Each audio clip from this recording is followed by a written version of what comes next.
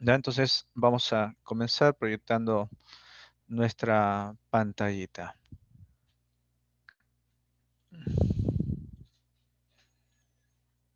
Entonces estamos acá y proyectamos. Vamos a admitir. Ya.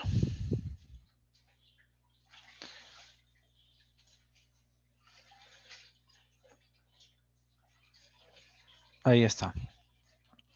Bien, entonces vamos a continuar con lo que es la filosofía medieval. En realidad, antes de la filosofía medieval, debemos de señalar algunas cosas bastante puntuales. Por ejemplo, de que esta filosofía mm, surge como una influencia platónica y aristotélica, ¿ya? Y, ¿Y qué cosa tiene que ver Platón y Aristóteles en todo esto? Mucho. Entonces, eso también vamos a entender el día de hoy, ¿no? ¿Cuál es el tema central de la filosofía medieval? Recuerdan que en los temas de filosofía antigua abordábamos de que el interés de estos filósofos de la antigüedad se dividían en cuatro momentos o en cuatro etapas. La primera, que era la cosmológica, porque los autores de ese entonces, tanto Tales hasta Demócrito, hablaban acerca del arjeo, o sea, de un principio que origina todo el cosmos o toda la naturaleza.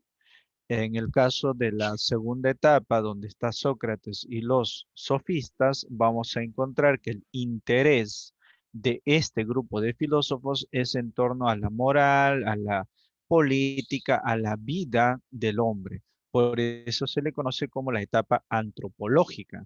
En el caso de la tercera etapa dentro de la filosofía antigua, vamos a encontrar a Platón y a Aristóteles. Ambos van a discutir con respecto a lo que corresponde al ser, ¿no? A la esencia de las cosas. Y la última etapa que no lo hemos abordado, que es el periodo helenístico romano, obedece más bien a un proceso ya de maduración de esta filosofía antigua que va a buscar lo que es la felicidad. ¿Ya? Entonces, eso es lo que vamos a encontrar en esta situación, ¿no? Del desarrollo. Vamos a hacer un pequeño repasito de lo que significó lo que es el periodo helenístico romano, que es bastante importante, ¿ya? Algunas cosas puntuales. Acá te dicen, ¿cuál es el tema central de la filosofía medieval? ¿Cuál es tu respuesta ahí? ¿Cuál crees que es el tema central de la filosofía medieval? El idealismo, la religión. Ya, el tema central. Otro, La religión, ya, ya van dos, religión, el idealismo. Otro,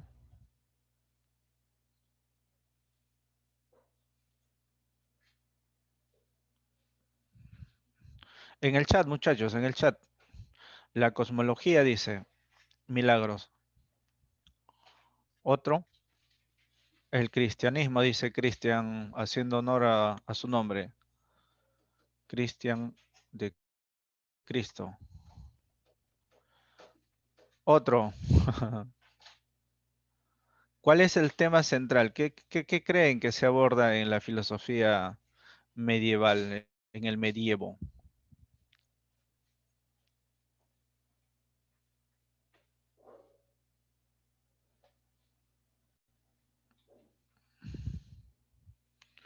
Ya, Los inicios el del resto, materialismo. la fe y la razón, dice Mariela. Los inicios del materialismo o los inicios del idealismo, creo dijiste, ¿no? Ajá. Ya nos vamos familiarizando con esto. Ya. Entonces, cuando te pregunten de la filosofía medieval, el tema central de todo esto es Dios. Ya, no es la religión, es Dios. sea, el tema central, cuando veas lo que es filosofía medieval, o en otras palabras, lo más correcto sería la filosofía en la etapa feudal, ¿ya? Pero por tradición se tiende a decir filosofía del medievo o medieval. El tema central es Dios, ¿ya? Eso, no dudes. Si el tema en la etapa antigua fue el cosmos, fue el hombre, fue los grandes sistemas filosóficos, Platón, Aristóteles, fue la búsqueda de la felicidad, el tema central de la filosofía medieval es Dios. Así de sencillo, ¿ya? Milagros puso en su comentario la fe y la razón. Y ahí justamente Milagros se denomina a eso que tú has puesto, la fe y la razón, el problema de las dos verdades. ¿Por qué el problema de las dos verdades, profesor? Porque Dios, si es el tema central de la discusión, acá lo que se va a desarrollar es cómo llegar a Dios. O sea, mediante la fe y mediante la razón. Muchos filósofos de este momento van a decir que mediante la fe se alcanza, ¿qué cosa? El conocimiento, el conocer a Dios. Pero hay algunos filósofos que van a mencionar que la razón no te lleva a Dios. Y esto tiene una explicación debido a que el cristianismo como religión no nace pues en Europa. Y eso es lo que vamos a continuación un poquito explicar. Entonces, tema central, Dios, ¿ya? El problema de las dos verdades referido a lo que es la fe y lo que es la razón. Esa es la discusión que se va a dar en este periodo. Hasta ahí, ¿tienes alguna pregunta de por medio?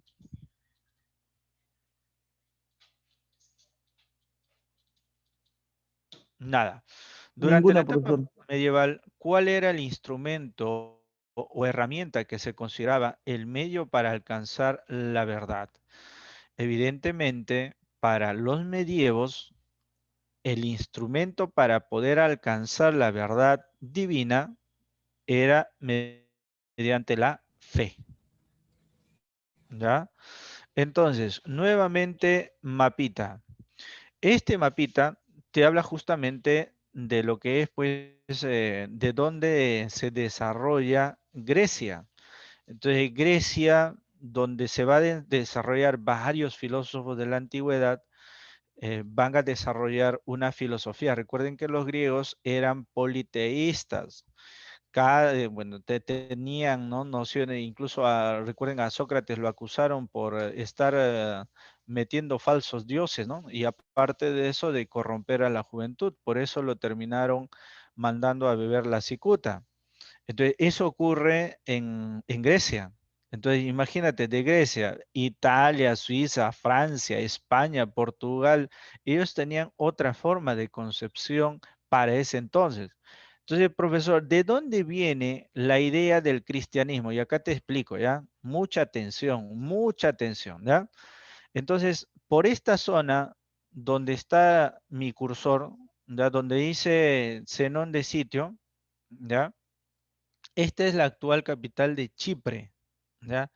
Al costadito, donde más o menos está apuntando mi cursor, ahí está pues Irán, Irak, de Afganistán. Acá está lo que se conoce pues como el actual Israel, que está en conflicto con Palestina, ¿no? Porque le está quitando territorio. Entonces, toda esta zona, ya antiguamente, era controlada pues por los judíos. Y los judíos tenían y profesaban la creencia de la existencia de Dios, pues. O sea, lo que tú conoces como Antiguo Testamento, en realidad, mm, mm, para ellos no es Antiguo Testamento. O sea, para los judíos lo denominan el Taraj, y hay una selección de 3 libros del Tanaj, que es el Antiguo Testamento para nosotros, pero que para ellos es el único testamento. Eso es bastante importante. ¿Por qué? Porque Jesús, ¿ya? Tú que eres recontra religioso, pero que a veces no conoces estas cosas, ha nacido pues en Jerusalén, no ha nacido en Jerusalén, sino en Jerusalén. Entonces, el, eso tendríamos que hacer una investigación profunda, Mariela, porque el Taraj no es en nuestro idioma, debe tener un significado, ¿ya? Entonces, en el caso de Jesús, nace en Jerusalén. ¿Recuerdan cuando Jesús, ya chibolo nada más a los 12, 13 años, se va a una mezquita, o sea, a una iglesia, se podría decir, ¿no? Haciendo la analogía con lo que nosotros conocemos, y se encuentra pues con los rabines. Y en esa iglesia Jesús les estaba dando cátedra a estos, a estos judíos, ¿no? A estos padres, ¿no? De esas iglesias, de esos monasterios que había. Entonces, María pues va, ¿no? María va, José va, lo buscan y lo encuentran, ¿no? Mira, Jesús cómo era, era rebelde, ¿no? Era rebelde. Jesús era bastante rebelde, ¿ah? Y todavía se achora porque María y José le dicen, pero Jesús, ¿por qué te hemos estado buscando? ¿Dónde has estado? Y se achora y dice, ¿dónde más? ¿Por qué van a estar preocupados? He venido a la casa de mi padre, dice Jesús, ¿no? Se achora. Entonces, de ahí comienza una cierta rivalidad, se podría decir, con esa nueva orientación que estaba dando Jesús, ¿no? Y con lo que profesaba pues el antiguo, para nosotros, Antiguo Testamento, ¿ya? Entonces, muchos de estos rabines, muchos de estos judíos, sencillamente no reconocieron en Jesús como el Hijo de Dios. Por eso que después de la muerte de Jesús, después de la muerte de Jesús, sus discípulos se expanden pues por toda Europa, o sea, desde donde está pues, ¿no? Jerusalén, desde ahí comienza a expandirse la idea pues de Cristo. Entonces los 12 apóstoles escriben, ya escriben el Nuevo Testamento, ¿ya? El Antiguo Testamento, ¿en qué idiomas está escrito el Antiguo Testamento? A ver, respuesta. ¿En qué idiomas está escrito el Antiguo Testamento? Hable, muchachos. Quechua, español, Quechua, en español, en quechuanol, ¿En latín? en latín. Ya ves, ya ves, ya ves, ya ves. Quechoñol. Quechuañol, ahí está, en quechuañol dice. Muy bien, María. Claro, una parte de la Biblia está escrito en hebreo y otra en arameo. Ya, el latín, el latín es una lengua que recién se va a originar producto de una combinación, pero eso ya es en Europa. Pues es que muchos de ustedes piensan que la religión viene de acasito nada más, de España viene, no. Entonces ha tenido todo un proceso porque esos 12 discípulos se han ido por todo lado y han comenzado a desarrollar pues todo, o no, una corriente del cristianismo. Entonces, eso es bastante importante entender acá. O sea que primero hay un Antiguo Testamento y en ese Antiguo Testamento entenderás que Dios es un Dios bastante malo, pues, a diferencia del Nuevo Testamento. Porque el Nuevo Testamento significa un nuevo pacto entre Dios y la humanidad, que es algo que los judíos no reconocen. ¿Ya? ¿Por qué, profesor? Porque los judíos, al reconocer solamente el Antiguo Testamento, cuyo nombre ya te mencioné, lo que ellos profesan es que Dios tiene a su pueblo elegido, porque en el Antiguo Testamento, evidentemente, Dios tiene a su pueblo elegido. ¿Quién es? Los judíos. Así de sencillo. Nada que yo soy de Jerusalén, nada. Nada, nada que mi barrio se llama Señor de los Milagros, no, nada. O sea, para los judíos, el único Dios existente es el que profesan ellos y ese Dios les ha prometido la salvación. ¿Te das cuenta? La diferencia entre lo que es antiguo y nuevo. En cambio, en el Nuevo Testamento, ¿ya? A ver, preguntita, ¿el Nuevo Testamento en qué idioma ha sido escrito? Ahí está. Examen de admisión San Marcos 2021-1. El Nuevo Testamento, ¿en qué idioma ha sido escrito?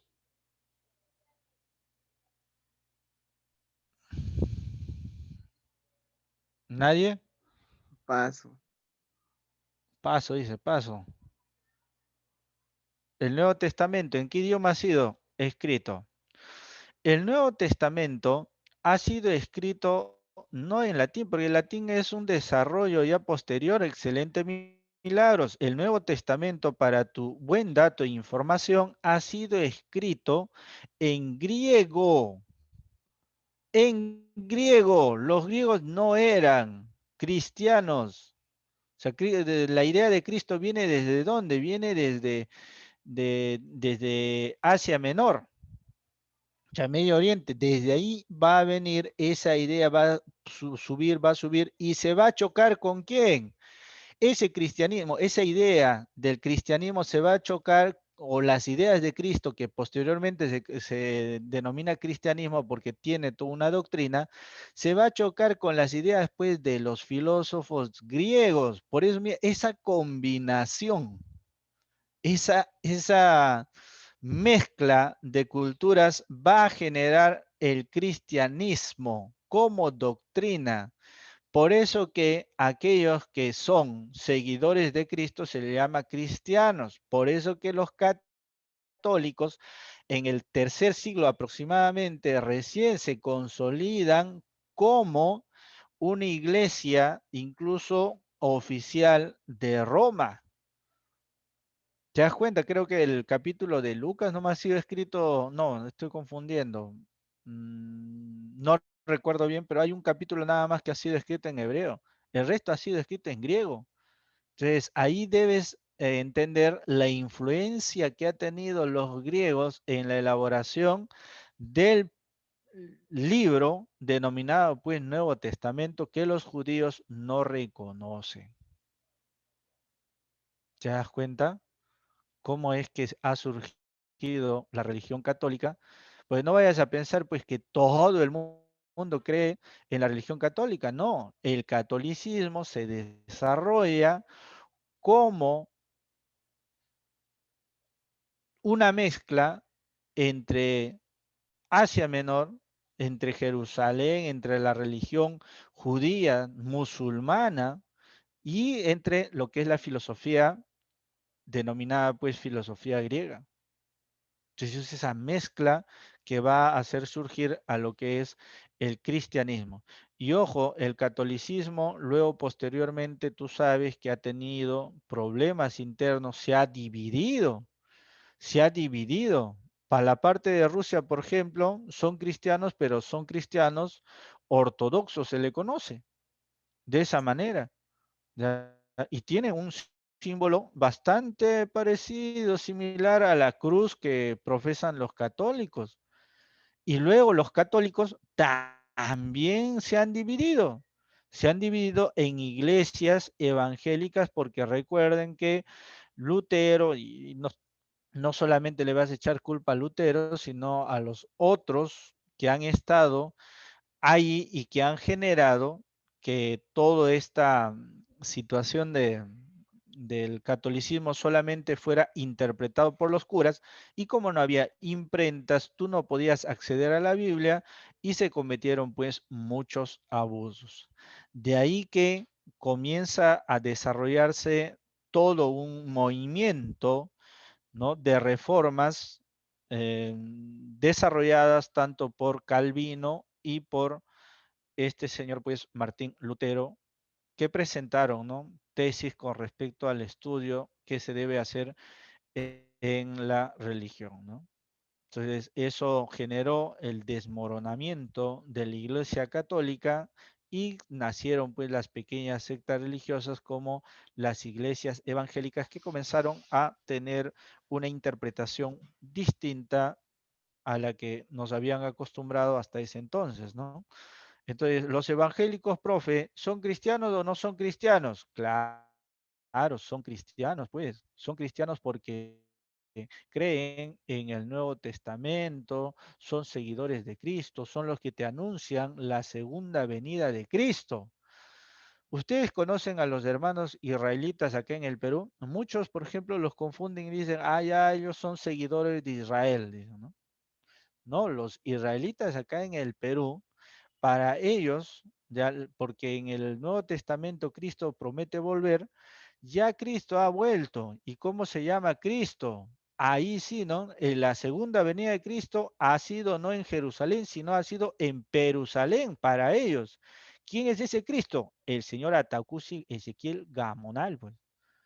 Él es el que ha venido, su segunda venida de Cristo se ha supuestamente dado en el Señor, y en el año 2000 que falleció, estuvieron esperando 3 días a que resucite y bueno, siguen esperando, ¿no? Porque no ha resucitado.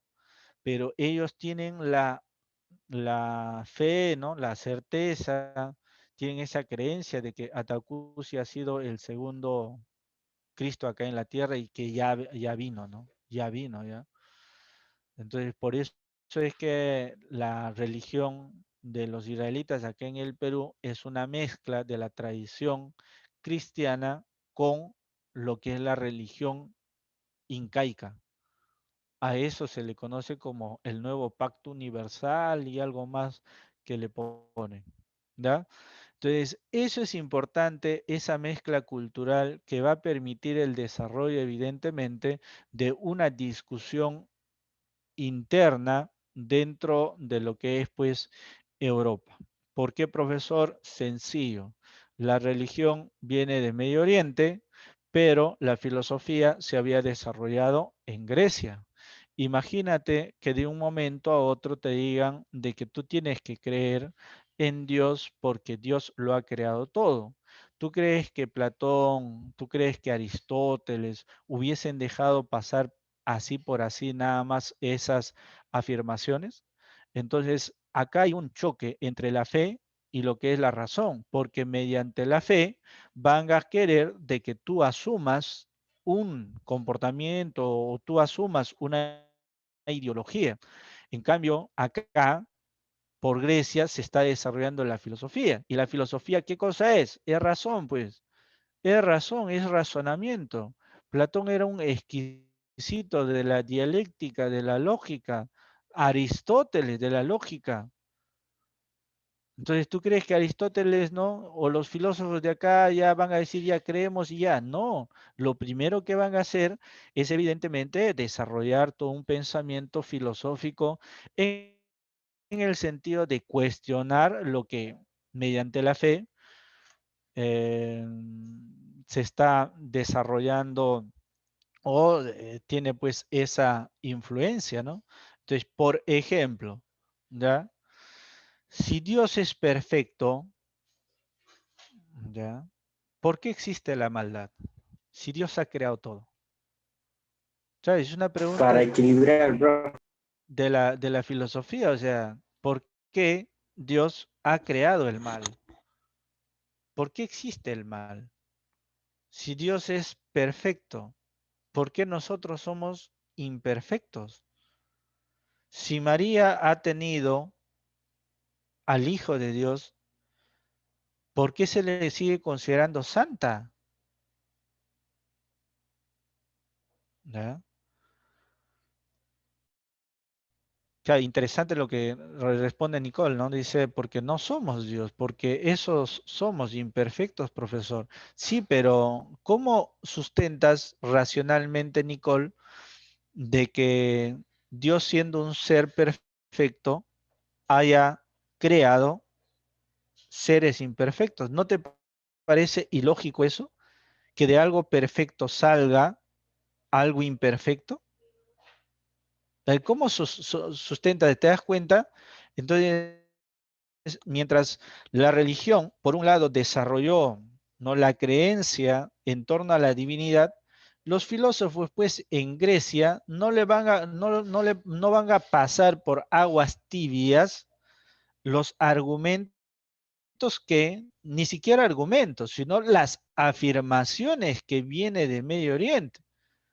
Por ejemplo, ¿en dónde y en qué sano juicio tú entenderías, te das cuenta? No, y si hay milagros, si hay. O sea, por eso es que ustedes tienen que un poquito aterrizar eh, en esta clase, porque justamente quienes le van a dar teoría a lo que estoy mencionando es pues Agustín de Hipona, por ejemplo, lo que es el libre albedrío. Es interesante lo que es el libre albedrío, la creación ex nihilo y otras cosas más que vamos a argumentar en su momento, ¿ya?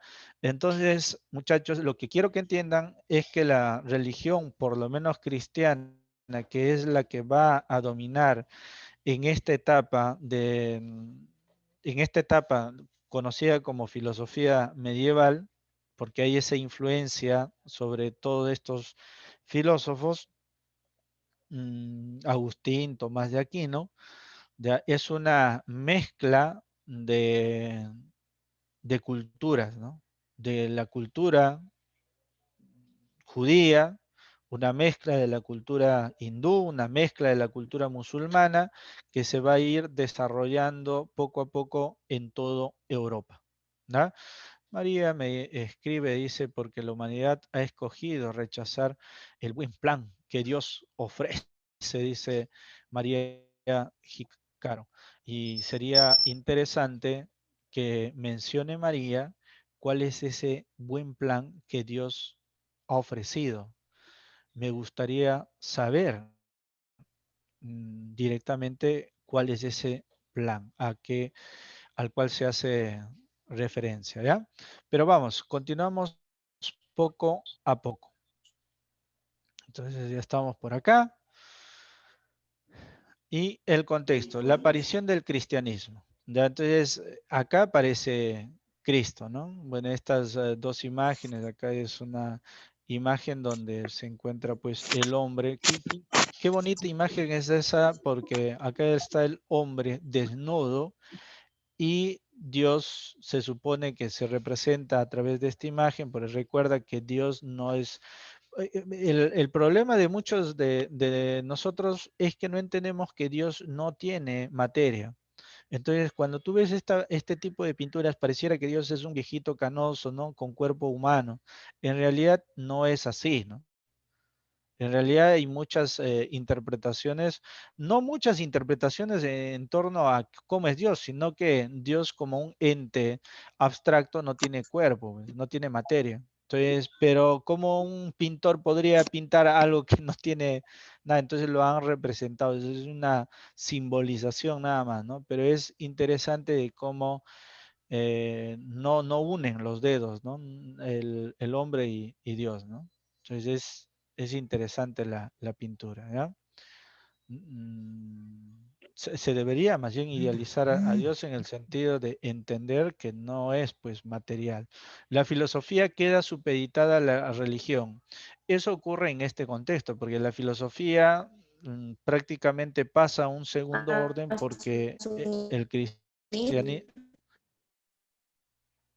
cristianismo lo que va a hacer es justamente apoderarse de todo el escenario y hacer pues que la filosofía pase a un segundo orden.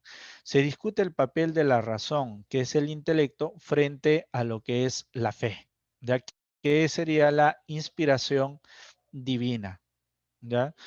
Fideísmo, providencialismo, que eso lo vamos a desarrollar sobre todo en el tema de Agustín de Hipona, ¿no? Porque el providencialismo, por ejemplo, es que Dios hace la historia, ¿no? Y eso también es bastante interesante, ¿ah?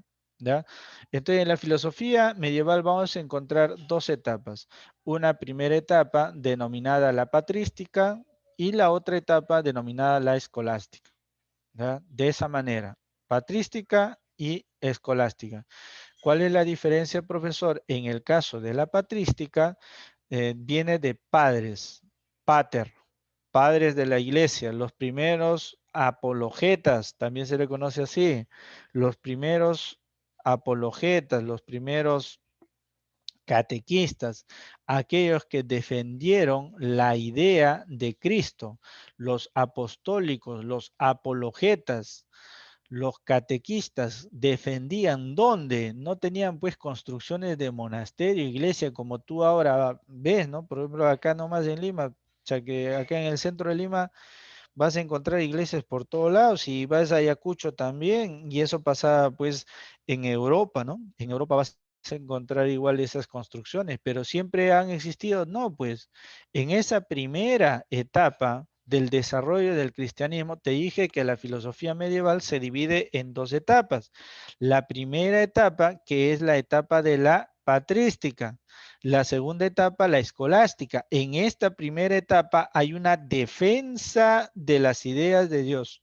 O sea que estos primeros padres de la iglesia van a defender la doctrina de Cristo y le van a dotar de una doctrina. Entonces, esa es la labor que van a hacer estos primeros padres de la iglesia, ¿ya? Carlos Rubén dice, profe, pero no podemos decir de que Dios creó el bien y el mal, porque el hombre que considera qué cosa es bueno y qué cosa es malo, porque también no podemos decir que si una cosa es mala para el hombre, necesariamente debe serlo para Dios, dice mi amigo Carlos Rubén, y evidentemente acá vamos a ahondar todo lo que tú estás comentando, amigo Carlitos, ¿ya? Entonces, el interés fundamental gira en torno a fundamentar ¿qué cosa? Una doctrina para el cristianismo, porque hasta ese momento solamente se tenía algunos escritos. Pero recuerda que para estos primeros apologetas padres de la iglesia, al defender la idea de Dios, tenían pues esa influencia de quién? De la filosofía griega, y los filósofos griegos comenzaron a hacer preguntas. Por eso es que acá lo que se debe entender es que estos primeros padres de la iglesia defendían a capa y espada las ideas de Dios. ¿Te das cuenta? Entonces, eso es importante entender acá. Defensa de la iglesia, defensa de las ideas de Cristo. Entonces, aquellos que se iban contra las ideas de Cristo, a ellos se les conocía pues como paganos. O sea, más o menos como decir pues como pecadores. Ya, así como tú comprenderás. Entonces, ¿por qué eran profesores considerados como pecadores? Eran considerados como pecadores porque rechazaban, más que rechazaban, cuestionaban las ideas de Cristo, pues. ¿Te das cuenta? Entonces, en los concilios, como el concilio, por ejemplo, de Nicea, se va a desarrollar, se establecen, ¿no? Las dogmas. Cuando habla de dogmas, habla de ideas, pues, las ideas del cristianismo, ¿no? Entonces, influencia fundamental en esta primera etapa, ¿sabes quién va a influenciar? Es Platón, pues. Platón, sobre todo en las ideas de quién? En las ideas de Agustincito de Hipona, ¿verdad?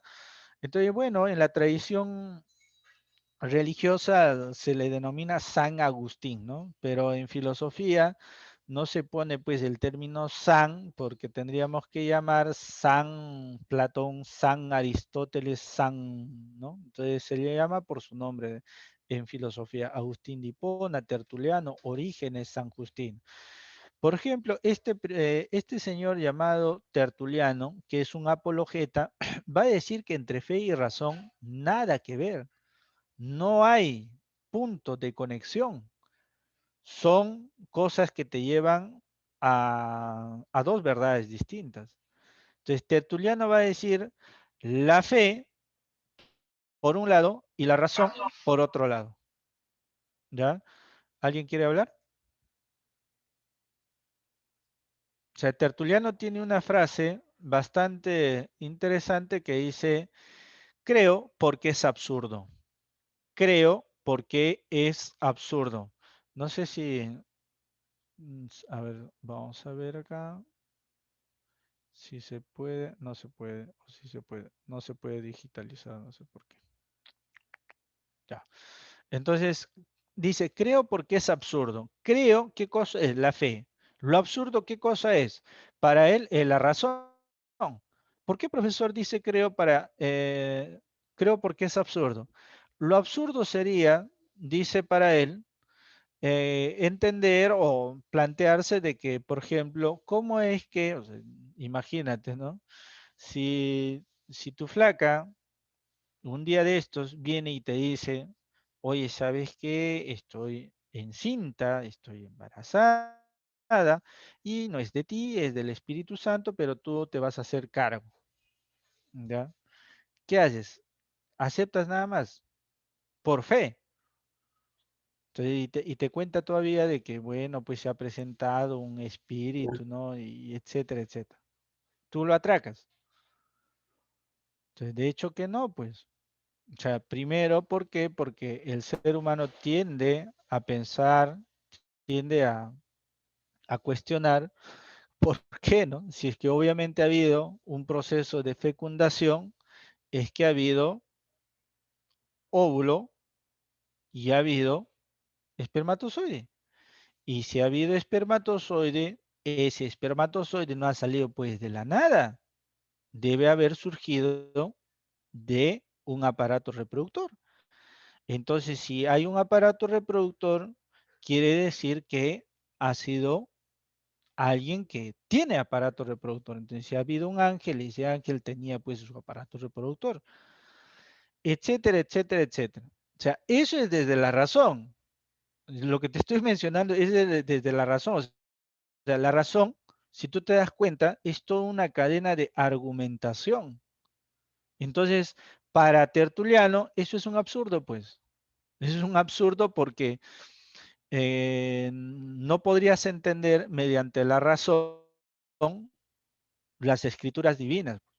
Por eso es que es absurdo la razón, por eso que Tertuliano te dice, creo, para, o creo porque es absurdo, ¿no? O sea, porque mediante la creencia nada más puedes llegar a esas verdades. Eso es lo que va a decir mi pata Tertuliano. En el caso de Agustín de Hipona, ya, bueno, tiene varias obras, ¿no? Confesiones, la ciudad de Dios, esas son sus obras más destacadas. En el caso de Confesiones, lo que hace Agustín de Hipona, en realidad, de muchacho, Agustín ha llevado una vida desordenada, así como muchos, ¿ya? Y posteriormente, él asume el cristianismo y se convierte en obispo. O sea, llega a tal punto de entregarse a la fe cristiana que se convierte en obispo. Obispo para ese entonces era considerarse pues como papa, ¿no? Entonces, a diferencia de Tomás de Aquino, porque este señor en sus primeros inicios, ahí justamente en Confesiones, narra cómo así es que se convierte al cristianismo, ¿no? Y cómo después de tener una vida lujuriosa, él decide arrepentirse de todo eso y desarrollarse como alguien que defiende pues las ideas de Cristo. En la ciudad de Dios lo que hace es discutir o hacer mención entre esa lucha entre la ciudad de Dios y la ciudad terrenal, ¿no? Y la ciudad terrenal representado por Roma. Tú sabes muy bien que los romanos un 25 de diciembre celebraban pues una fiesta pagana que la religión católica quiso eliminar del faz de la tierra, creando así esa fecha como nacimiento de Cristo, ¿no? Cuando en realidad no nació esa fecha.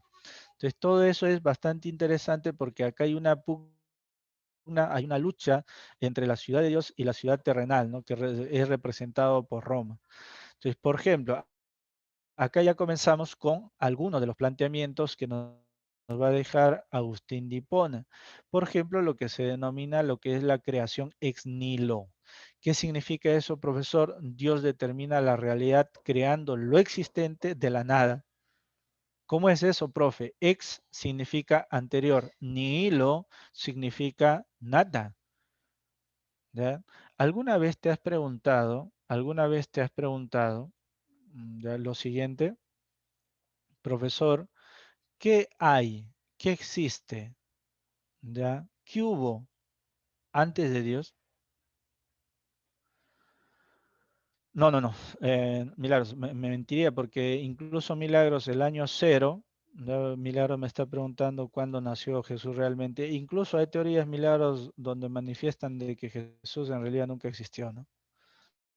Eh, pero bueno, es una situación que ustedes deben seguramente profundizar por una cuestión de interés, ¿ya?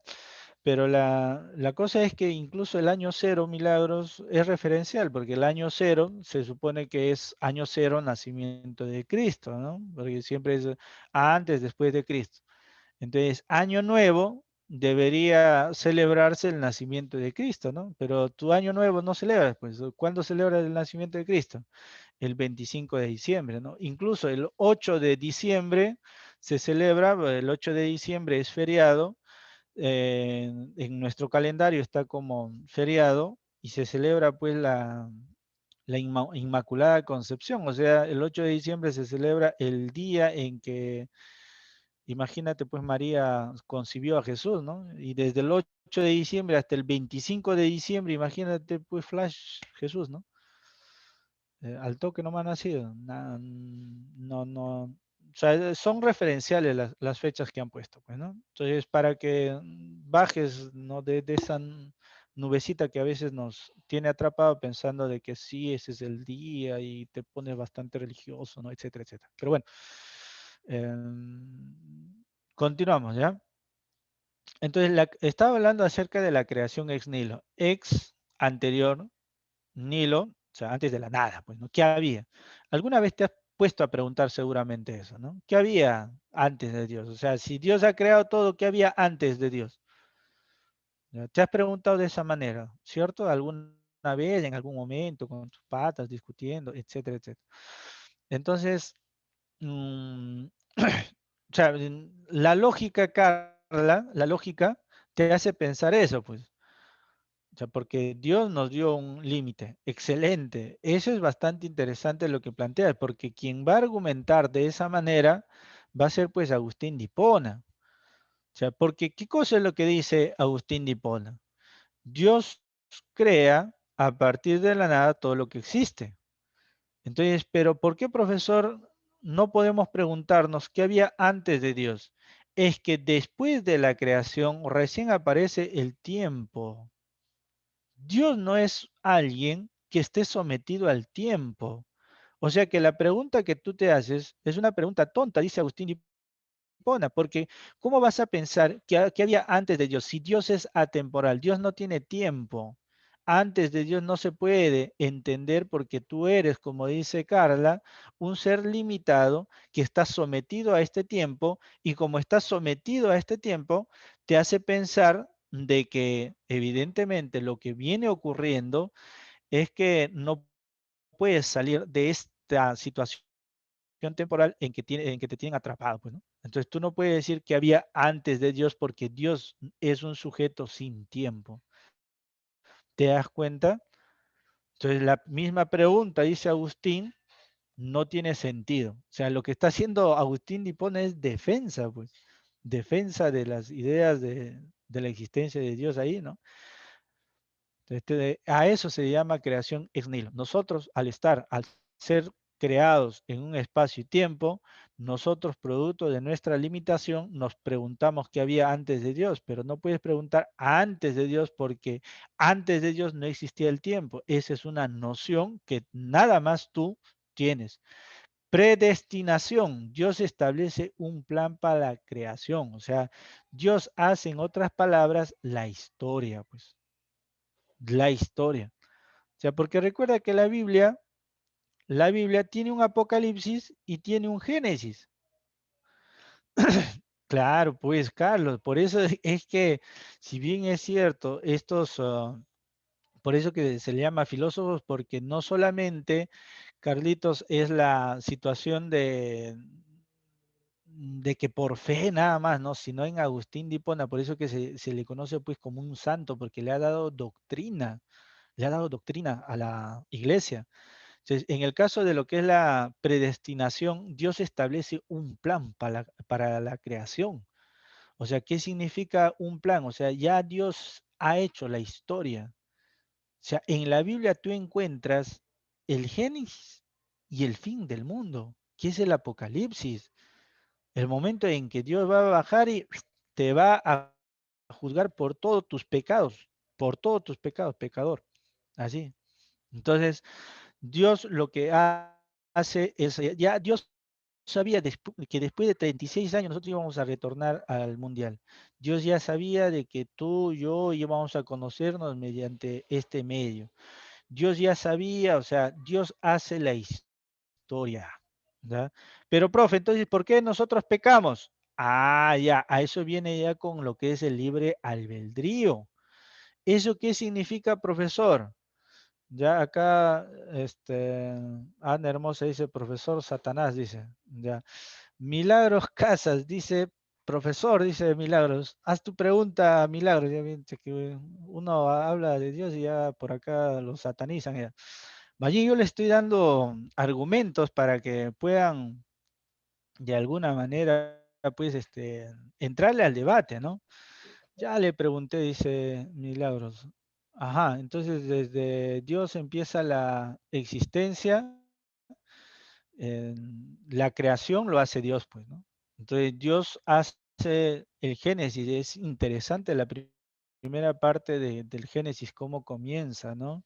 En el principio dice, y es brillante porque la Biblia se podría decir, ¿no? Para los creyentes, que es el único libro que ha sido escrito por alguien divino, pues, o sea, no hay otro libro que tú puedas comparar con la Biblia, así de sencillo. O sea, porque la Biblia, a diferencia de otros libros, está escrito la historia del hombre. Y ese libro ni siquiera es una parte, sino es el inicio y el fin. ¿Ya? Carla dice, no nos juzga por los pecados, nos juzga por si fuimos conscientes al cometerlo y qué intención tuvimos al hacerlo. Si te arrepientes, estás perdonado. Claro, pero juzga el pecado, pues.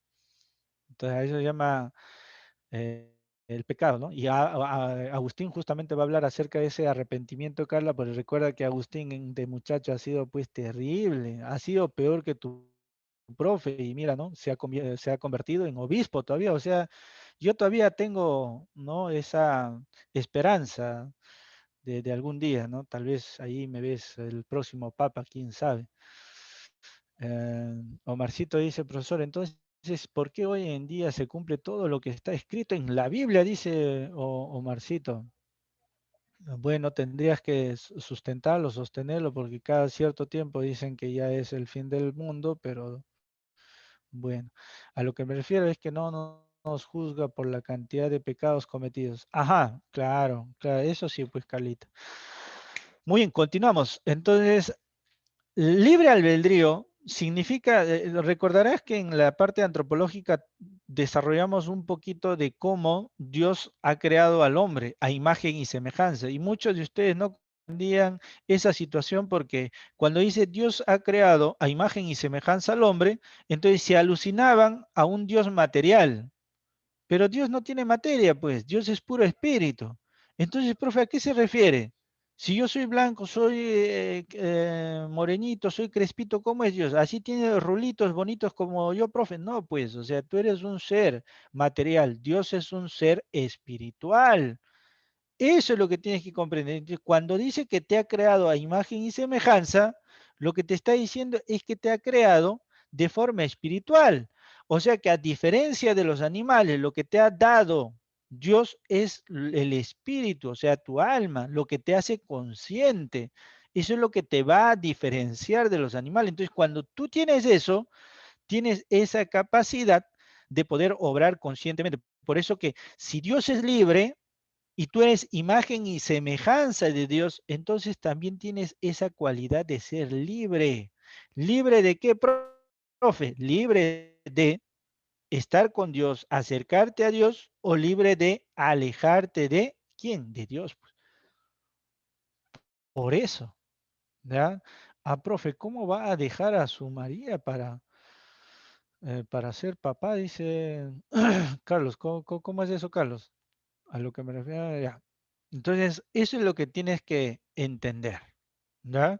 Entender de que cuando se habla acerca de que tú eres imagen y semejanza de Dios, Dios no es alguien material, sino es espíritu. Lo que te ha dado es espíritu y lo que te permite diferenciarte, tener conciencia, tener ideas, tener pensamiento, etcétera, es a partir de la existencia, pues, del espíritu, lo que te ha dotado. Entonces, si Dios es libre y tú eres imagen y semejanza de Dios, entonces también disfruta lo que es el libre albedrío. Él es el que desarrolla, pues, esa teoría del libre albedrío.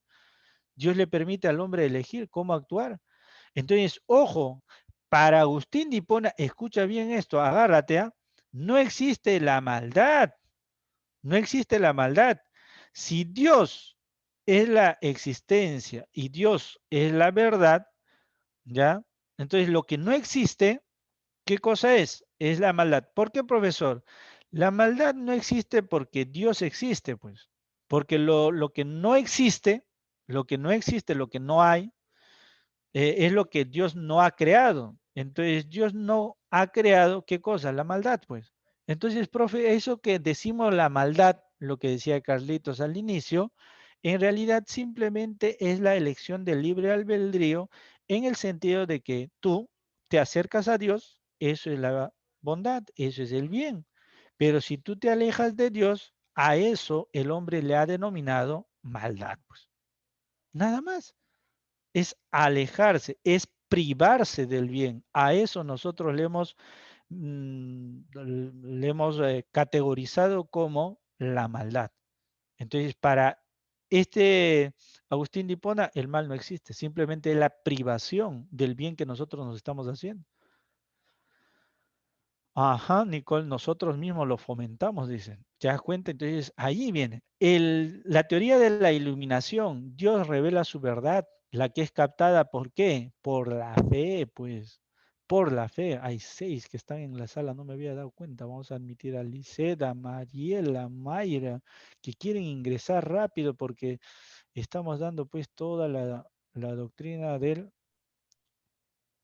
Ahí está, están uniéndose. Ya están todos.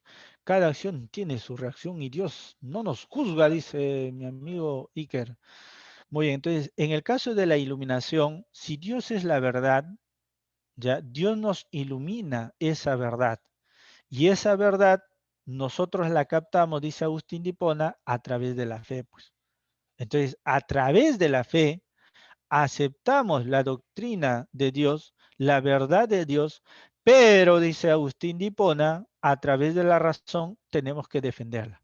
Por eso que, si bien es cierto, la razón, dice, entorpece a la fe, pero por otro lado, menciona de que la fe, la razón permite defender las ideas que Dios nos ha dado. O sea que si en Tertuliano encontramos que la fe y la razón son incompatibles, en Agustín de Hipona vamos a encontrar que la fe y la razón son herramientas, o más que herramientas, ¿no? O sea, la fe es la que manda, pero mediante la razón voy a defender las ideas de Cristo, las ideas de Dios. O sea, que el entendimiento también me ha dado Dios, pero la verdad se asume mediante la fe, mediante la iluminación. Entonces, si bien es cierto que acá todavía la razón es sierva de la fe, ahí está con C, debería ser con S, es sierva de la fe, o sea que es la sirvienta de la fe, porque la razón entorpece a la fe en torno a la creencia, va a sentenciar a Agustín diciendo creer para entender. Primero dice entender para creer, pero luego menciona creer para entender. ¿Qué es lo que te dice? Tú, por ejemplo, puedes estar con alguien que ya no crees, pero que puedas luego entender, sería absurdo. ¿Cómo puedes estar con una persona que no crees, pero que luego lo entiendas? Eso es un absurdo. Por eso que Agustín de Hipona dice, aquellos que crean que quieran leer la Biblia, si no son creyentes, si no creen en la palabra de Dios, evidentemente van a encontrar un conjunto de errores, contradicciones que se van a presentar. Por eso que para hacer algo, o sea, para poder entender lo que dicen las Sagradas Escrituras, lo que tienes que hacer es creer. Si no crees, estás perdiendo el tiempo, amiguito, así que ponte a leer, pues, El Mundo de Sofía u otros libros para poder entender. Entonces, es claro en ese aspecto Agustín de Hipona, ¿no? Creer para entender, ¿ya? Entonces, la historia es en el tiempo muestra la lucha entre la ciudad terrenal, que sería Roma, y la ciudad de Dios, ¿no? Al final Dios retorna a la tierra y el tiempo se acaba y luego viene un proceso de juzgamiento a todos por sus pecados, así que arrepiéntanse de sus pecados, pecadores, ¿ya? Se vincula al idealismo, pero él piensa, claro, pues Nicole, porque está asumiendo la existencia de alguien divino, ¿no?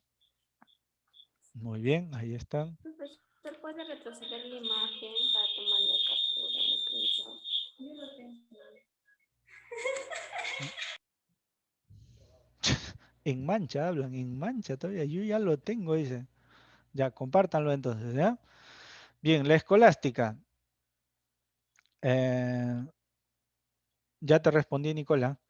En la escolástica, muchachos, ¿de dónde viene el término escolástica? Pero recuerden que la primera etapa era la patrística, defensa de la iglesia. La escolástica, acá sí es sálvese quien pueda. Acá nada que no creo en Dios, no. Acá ya la iglesia, cuando escuches el término escolástica, acá la iglesia se consolida.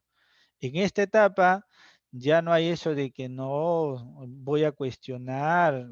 O sea, si bien todavía había, pero acá la iglesia toma el control del Estado. Así que no eres creyente, ven la Santa Inquisición, a la fuerza te vamos a hacer creer, ¿no? O sea, fue eso.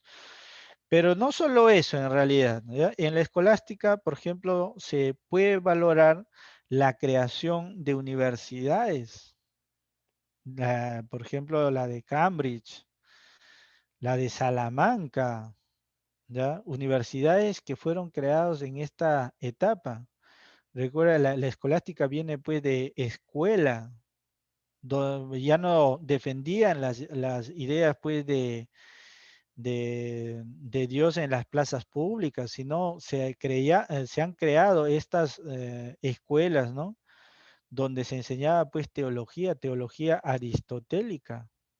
¿Ya? Eso es lo que ocurrió en esta etapa, control de la iglesia frente al Estado. Entonces el cristianismo es la ideología dominante en todo Occidente, en toda Europa. El interés por fundamentar la doctrina cristiana por medio de la filosofía. ¿Influencia de quién? Si en el anterior autor hemos hablado acerca de Platón y su influencia frente a Agustín de Hipona, acá quien va a influenciar es Aristóteles. ¿Y quién es el máximo representante de la escolástica? Es este señor Tomás de Aquino.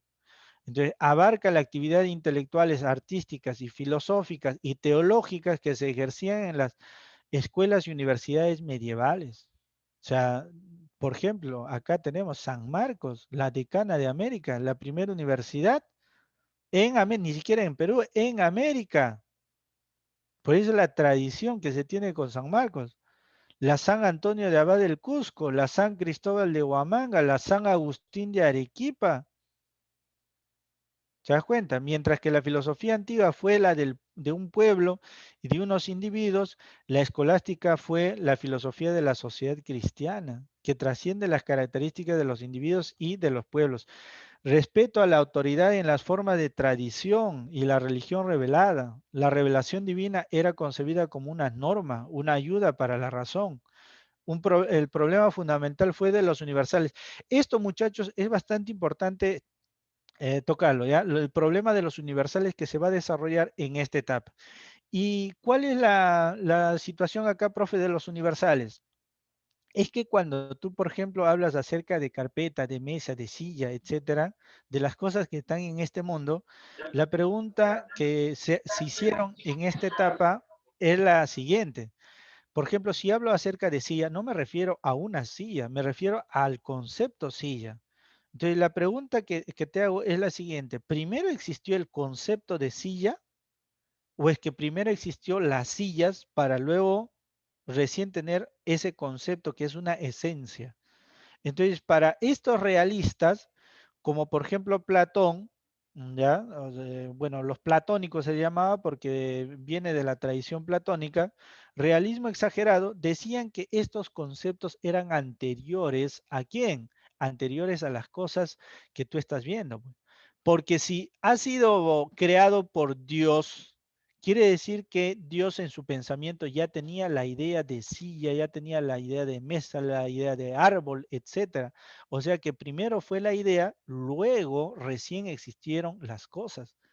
Entonces, las ideas, entonces no existen, ¿no? Pues primero son las ideas. Entonces, si las ideas son primeros, quiere decir que las ideas existen fuera de este mundo material. A eso se llama realismo exagerado. En cambio, el realismo moderado a lo aristotélico, van a mencionar, ¿no? Este señor Guillermo va a decir de que en realidad esa idea está contenida en cada materia en este mundo, ¿no? O sea, la silla en sí mismo tiene la idea que está dentro de este mundo, o sea, la silla que tú estás viendo en sí mismo ya tiene ese concepto, ¿no? Pero entre ese objeto y el concepto, en otras palabras, para él igual sigue habiendo concepto, pero no está fuera de este mundo. Esa es la diferencia con el realismo exagerado. El realismo exagerado separa lo que es el concepto de la materia. Y el nominalismo, ya para los nominalistas, los universales son términos abstractos que por convención se refieren a individuos concretos, no tienen ningún tipo de realidad. O sea que para ellos, por ejemplo, el término Internet, ¿no? Internet, red, ¿ya? Red internacional. O sea, de ese Internet se han creado varias cosas, ¿no? Varios conceptos, varios términos. O sea que para los nominalistas estos conceptos son creaciones humanas nada más. Esos no existen fuera de nosotros. No existen como lo menciona los realistas. A eso se denominó el problema de los universales. Y Tomás de Aquino, a diferencia de Agustín, va a decir que la razón y la fe trabajan colaborativamente. O sea que frente al problema de las dos verdades, Tomasito de Aquino va a decir, estas dos verdades trabajan colaborativamente. O sea, en otras palabras, para Tomás de Aquino no es que existan dos verdades, solo existe una verdad. ¿Cuál es esa verdad? Dios. Pero existen dos vías para poder conocer a Dios, uno mediante la fe y otro mediante la razón. Ahí se acabó. La fe da verdades inteligibles, o sea, da verdades inteligentes, no demostrables, pero son inteligentes. Pero la razón da verdades inteligentes y demostrables. Esa es la única diferencia. Entonces, lo que tú tienes que acá entender es que, mira, la fe y la razón ya están al mismo nivel. Primero estaban separados. Luego, Agustín dice, la fe es la que va a comandar, la que manda a la razón. Acá Agustín o Tomás de Aquino dice, no, la fe y la razón están en el mismo nivel. Por la razón yo puedo demostrar la existencia de Dios y ahí propone las 5 vías para demostrar la existencia de Dios. La primera vía, la vía del movimiento, Dios como primer motor. ¿Cómo es eso, profe? Dios como primer motor significa de que, o sea, si esta carpeta delante de mí está acá, es porque alguien lo ha movido. Si este edificio donde yo estoy sentado, ya es porque alguien lo ha movido, alguien ha construido. Y así tú vas jalando, como se dice, el hilo y vas descubriendo de que hay una primera causa. O digo, que primera causa, el primer motor. O sea, el primero, alguien que haya movido todo. Y por lógica, ese alguien que ha movido todo no es otra cosa que Dios, pues Dios ha movido todo. O sea, debe haber un primer motor. Eso de quién lo va a traer y desarrollar, eso lo va a desarrollar de Aristóteles. O sea, si te das cuenta, todo es movido por alguien anterior, pero debe haber alguien que por primera vez haya movido todo. ¿Quién es Dios? Dios, primer motor. Dos, causalidad. Tú eres una causa de tus padres son causa de tus abuelos son causa tal, tal, tal, y sigues haciéndote un árbol, ¿no? hasta la primera causa y vas a encontrar que debe haber una causa. O sea, si hay un efecto, siempre hay una causa. Pero ¿quién es esa primera causa? Tiene que haber alguien con ese poder, ¿no? De no ser causado por otra cosa. Entonces, ¿quién es esa causa incausada? ¿Quién es esa primera causa? Es Dios, pues. No hay otra. Tercera vía, la contingencia. La contingencia, Dios como ser necesario. Si todo en este mundo es cambiante, debe haber un ser necesario y puro que no cambie. ¿Quién es ese ser necesario y puro? Dios, pues. Grados de perfección. Una piedra es menos perfecta que una planta. Una planta es menos perfecta que un animal. Un animal es menos perfecto que tú. Claro, tú eres el ser perfecto, pero tú eres un pecador. Y como eres un pecador, eres menos perfecto, pues. Debe haber un ser más perfecto que tú. Entonces, ¿quién es ese ser más perfecto? No hay otra, pues, es Dios. ¿Te das cuenta? Gobierno del mundo, Dios como ser inteligente que ordena la naturaleza. O sea, Dios ordena, organiza la naturaleza. La naturaleza está organizada porque hay un fin, esa finalidad, eh, y esto pareciera traer, lo trae pues de Aristóteles, ¿no? Recuerda la causa final, o sea, todo tiene un objetivo, todo tiene una finalidad, nada está por gusto. Entonces, ¿quién es el que determina esa finalidad? Debe ser alguien, pues, ¿no? ¿Quién determina que un espermatozoide debe ir al óvulo? Debe haber alguien inteligente que determina todo eso, todas esas finalidades. ¿Ese quién es? Dios. En realidad, en su libro Suma Teológica, donde vas a encontrar estas 5 vías, hay más, ¿no? Pero se resume a estas 5 y ni siquiera él pues lo escribió porque quería demostrarle a alguien, sino que estaba haciendo argumentación en torno a la defensa de Dios, ¿no?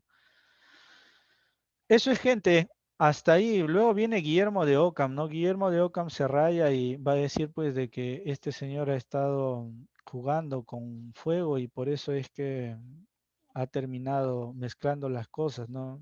Por eso que a Guillermo de Ockham incluso se pelea con las religiones o con algunos miembros de ese momento, ¿no? Porque él, por ejemplo, no era realista, ¿no? Era nominalista en el sentido de que él consideraba que las ideas provenían de la relación que nosotros teníamos con los objetos, ¿no? Muy bien, entonces vamos con la número 1, ¿ya? Rapidísimo, estamos acá, ya felizmente lo tenemos marcadito, ¿ya?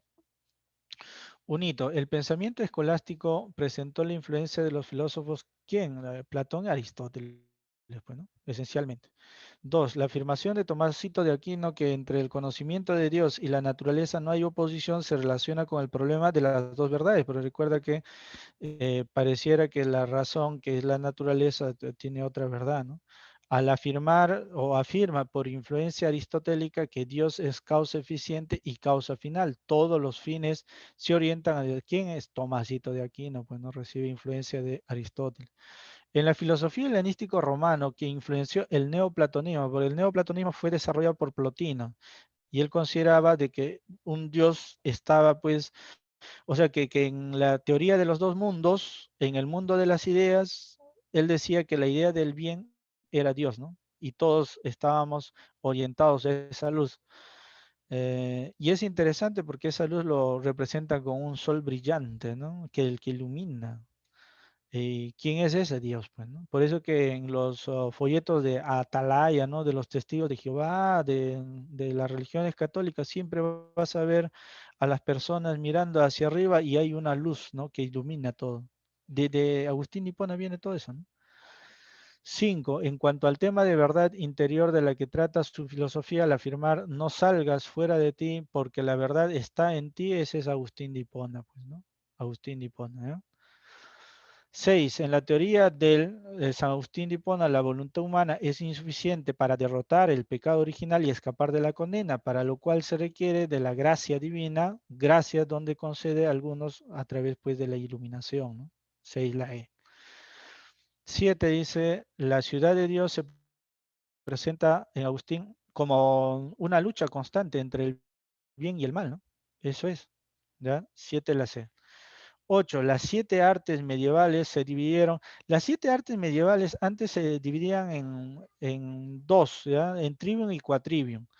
En el caso del quadrivium era pues la aritmética, la geometría, la astronomía, la música, ¿no? Y en el caso de lo que es el trivium es la retórica, la dialéctica, la gramática. Antes se estudiaba así los cursos, ¿no?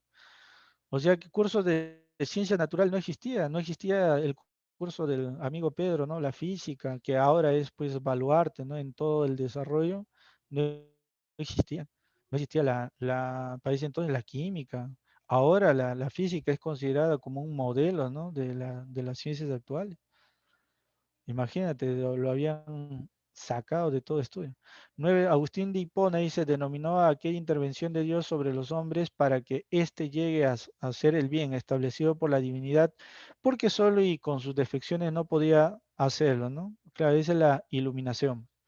No pertenece a los temas que se tratan en la obra de la Suma Teológica. Lo que no pertenece es el hombre y su alma, ¿no? La Suma Teológica no se refiere a eso, ¿ya? Eso sería la C. A ver, marca la 11. La 11, al afirmar que hay nivel más elevado de perfección, si te está hablando de perfección, son los grados de perfección, ese es al ojo, ¿no? Que una planta es más perfecta que una piedra. 12 dice la obra ese es de Boecio, ¿no? Recopila algunos elementos de la lógica aristotélica, ¿ya? Boecio, que pertenece a la alta escolástica. No pertenece a la alta escolástica Guillermo de Ockham, ¿no? Él ya está en la crisis de la escolástica. 13 la D. 14. Para Santo Tomás de Aquino, la relación entre fe y razón está caracterizada por la autonomía y la complementación, pero recuerda que se complementan la fe y la razón, ¿no? Pero son autónomas. El grado de conocimiento más elevado que presenta Tomás de Aquino en su filosofía es el entendimiento, ¿no? Bien, ahí la 16, la 15 la C, 16 la D, 17 la A, en sus famosas confesiones, 18 la D, 18 la D, 19 la B y finalmente 20 la E, ¿ya? Muy bien, gente, hasta ahí nos vamos a quedar. Gracias, maestro. Nos estamos reencontrando en otro momento.